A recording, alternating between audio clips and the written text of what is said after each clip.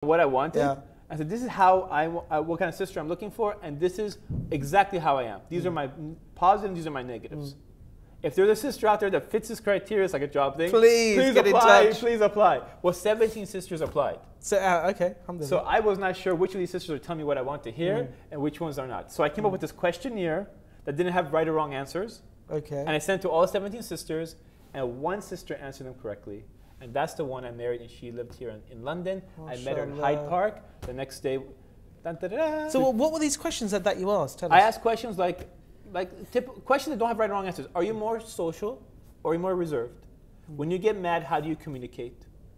Are you a type of sister who'd rather be taken care of or independent? So I asked all these questions, and the girls didn't know what the right answers were.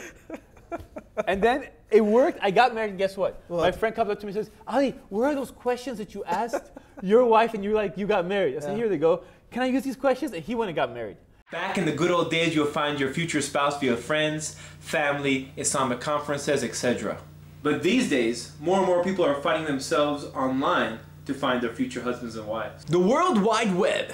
You can meet anyone, any place, anywhere, anytime. Come to our website, sign up. Yes, free trial offer. Look at his pictures. Search by photos only. Thank you very much. If you do decide to go this route, there are some precautions you should be aware of. What do you mean precautions? I mean red flags. What do you mean red flags? Red flags, my friends. These are things that you should watch out for. Tips, once again, to help you when you find people online. Make sure the sister is single. But you know what? I think you should wait for the whole divorce process to go through before you start talking to people, because I don't think this is right. This is what you get with the internet. So where is he now? In jail? For what? Murder? Murder? Murder? 3 words of advice. Disconnect. Disconnect. Hold on. You know what? Do you hear that? Yeah, I think it's on my end of the phone. I think we need to disconnect this call. Try to find out when she wants to have kids. So I was just wondering, when do you want to have kids? You already have kids? Uh-oh. Your kids have kids? Big uh-oh. How old are you? What would you love to have invented? What, love to invent it? What would you love to have invented? I guess we need a countdown clock at Jumma. Countdown when we have it when we're filming videos and interviews. You'll get someone in the back behind the camera going 5, 4, 3. You know exactly what time you're going, what time you're getting off, and people, you know, Jumma, someone guy in the back needs to be go. Because sometimes the khatib is talking and talking. Is like, I don't think I think to myself, does this guy have a job? Yeah. He doesn't have a job. We need to be at work at 1 o'clock. This guy keeps talking. I know, brother, this is very important, but I'm going to talk another 20 more minutes. I know you need to go back to work. Please focus on us. So it's like, it's sometimes, yeah. Do you think you're a little red light up? That's quite nice, isn't it? Do you think that you're a half glass empty or half glass full type of guy? Half glass full. I'm more optimistic. If I was pessimistic, I'd be like this. You know what? I don't like this interview. But there must be times where you must be pretty downbeat. You know, naturally, once in a while you get into it because you see the same situation happen occur again, and you get frustrated. So what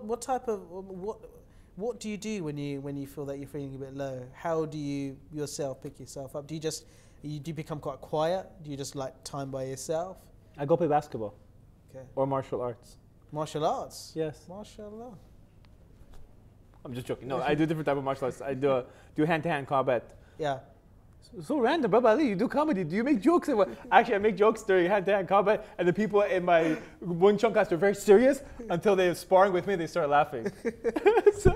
It'd be best not to tell them they fight like a girl or anything. No. Like what I do is I fight with a guy and I start tickling him. You can't do that. So what if I do? What if the martial artist is like this? What would you do? You see? Yeah, that's just not good. Everyone's ticklish. You can never tickle yourself, but you can tickle the other person. That is true. Yes. So even in martial arts class, I use a little bit of humor to spice things up. SubhanAllah. So what's next for you? Because I know that you're an avid script writer as well. Are you writing a comedy? Is it a film? Is it going to be a sitcom? What would you like to be doing? We want to do a project that will raise $100,000. And on Ummah Films website, we have this idea of getting all these people together, each person giving a dollar until we have $100,000, Yeah. and taking that money and making it an actual film. Yeah. So all these low budget films are okay, but they'll never get the mainstream attention. Well, some low budget films can become pretty No, big. I'm talking about Muslim low budget. I'm talking about Yeah. $700. Brother, go make something with $700. What can you do with this?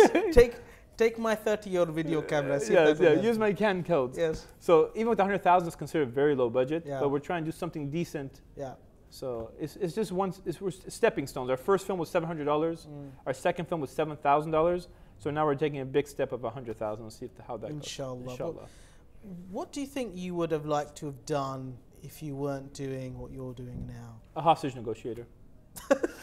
That's so random. It is totally random. I was like, that's the coolest job. Never, oh man, so boring. No, you never get bored. Like, you come home, every day's intense. Like, I gotta go. You And know? what do you think you'll be? Do you think you'll just be cracking jokes with these guys? Are you going to try and break them down with humor? No, What I was would like, you I do? try to talk to them. Look, at least it's different. Like on the weekends, I do stand-up comedy. During Yeah. the week, I'm very, very serious. Yeah. I think I'd be, if I was a hostage negotiator, I'd be the type, if I'd be keeping these guys on the phone, just put the phone down randomly on them and just really frustrate I'm the hell so out sorry. of them. Can I disconnect it? Can you go So with okay, that? I got a just- bad line. Hold on a second. Hold on. I have a large pizza, Yeah. they can talk. Actually, hold Would on you a second. want I got my friend on the line. Hold on a second. Hello? Hey, dude, guess what? This guy wants to kill somebody. I gotta talk to you later. Okay, bye. Hello? Oh, sorry. Hello? Are you still there? Okay. Anyways, can we negotiate? You want some food? You know, I would do it to try to save some lives. Inshallah. Sometimes I watch the guy on television and I'm like, this guy's really bad negotiator. Why don't you just give what he wants, get the hostages out. But it's We crazy. don't negotiate with terrorists. You know? But just imagine turning that into a reality show. Yeah. That would be something, wouldn't it? A hostage negotiation reality Am I show. on TV? Am I on TV? You can't keep taking hostages to get on TV, sir, please.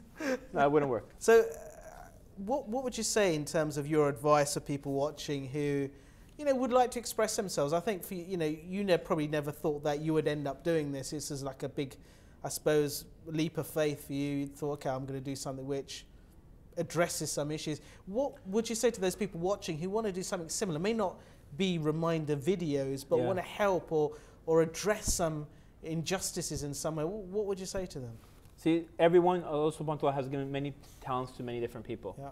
And sometimes you don't know what your talent is unless you try something.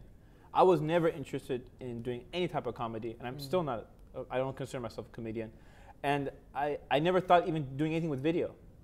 It just happened. I was put in that situation where my friends were supposed to film a movie and they ended up not filming it. And I ended up with all this equipment in my own apartment.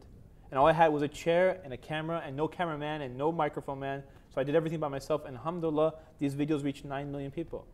So if I'm one guy with no talent and no background that I can do it, maybe another person may have a writing background. Or another person finds out they discover they're a good poet. They use their different skills and the different gifts that Allah has given them to get the message out to people and make a difference. And I'm sure that we have so many Muslims that are creative out there that can make a positive difference. Inshallah. As a parting couple of lines to the people watching, in the spirit, in the true Baba Ali style, what would you like to say? I'd like to say thank you for watching and thank you for taking me so seriously. Even though sometimes I joke around and sometimes I don't look like I'm serious, I am serious.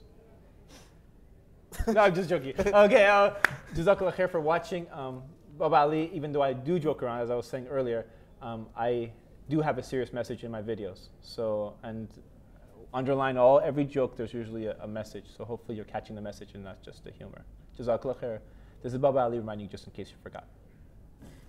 Baba Ali, Jazakallah khair. Pleasure as always. Hope Pleasure we as can always. do this again. Inshallah, we'll do this again. Definitely.